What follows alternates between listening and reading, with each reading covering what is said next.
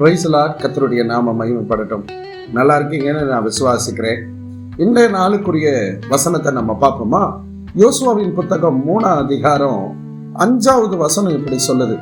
யோசுவா ஜனங்களை நோக்கி, உங்களை பரிசுத்தம் பண்ணிக் கொள்ளுங்கள், நாளை கர்த்தர் உங்கள் நடுவிலே அற்புதங்களை செய்வார் என்றார். எனக்கு அன்பான தேவ பிள்ளைகளே, நம்முடைய வாழ்க்கையில நீங்களும் நானும் தேவனிடத்திலிருந்து அற்புதங்களை நம்ம பெறணும் அப்படின்னு சொன்னா, இந்த வசனத்தின் மூலமா நமக்கு ஒரு சத்தியம் வெளிப்படுது. நாம் கர்த்தருடைய பிள்ளைகளாய் பரிசுத்தத்தை காத்துக் கொள்ளுகிறவர்களாய் அல்லது பரிசுத்தத்தை எதிர்பார்க்கிற பிள்ளைகளாய் நாம் காணப்பட வேண்டும். இன்னைக்கு தேவனுடைய சமூகத்துல நீங்களும் நானும் அவருடைய பிள்ளைகளாய் நாம் இருப்பதற்கு நாம ஆண்டவரிடத்துல நம்மை அர்ப்பணிக்க வேண்டும்.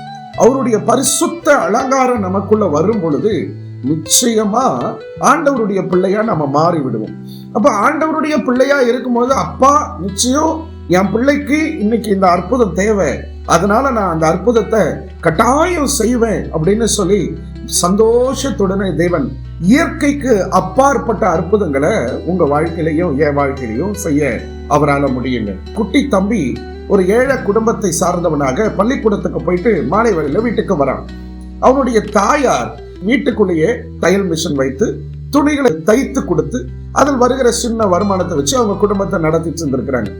இந்த தம்பியினுடைய ஸ்கூல்ல ஒரு ப்ராஜெக்ட் கொடுத்திருக்கிறாங்க. அம்மா, நாளைக்கு எனக்கு ஒரு ப்ராஜெக்ட் ஒன்று செய்யும்படியாக எங்க மிஸ் சொல்லியிருக்கிறாங்கம்மா, அதுக்கு சில பொருட்கள்லாம் வாங்கணுமா, என்ன பண்றதுன்னு தெரியலம்மா, நீங்க எனக்கு காசு கொடுங்கம்மா அப்படின்னு சொல்லி அந்த தம்பி கேட்டானா. அவங்க அம்மா ரொம்ப சோர்ந்து போயிருந்தாங்க. ஆனாலும் கர்த்தருக்குள் தன்னை திடப்படுத்தி கொண்டு அந்த தம்பி கிட்ட போயிட்டு, நம்ம கிட்ட அவ்வளவு வருமானம் இல்லை, அதனால நாம ஜெபிப்போம், நிச்சயம் ஆண்டவர் ஏசப்பா நமக்கு ஒரு அற்புதம் செய்வார் என்று சொல்லி அவனுக்கு சொன்னார்களாம். அன்று இரவு அந்த தாயாரும் அந்த தம்பியும் ஜெபிக்கிறாங்க. காலையில எழுந்து வீட்டுக்கு வெளியில வந்து பார்த்தா அவங்க வீட்டு வாசலுக்கு பக்கத்துல காட்டன் பாக்ஸ் இருந்துதான்.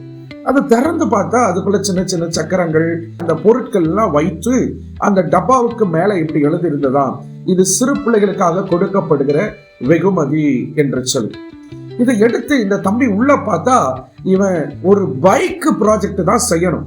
அந்த பைக் ப்ராஜெக்ட் செய்வதற்கான அத்தனை பொருட்களும் அந்த பெட்டிக்குள்ள இருந்தது. மிகவும் சந்தோஷப்பட்டான்.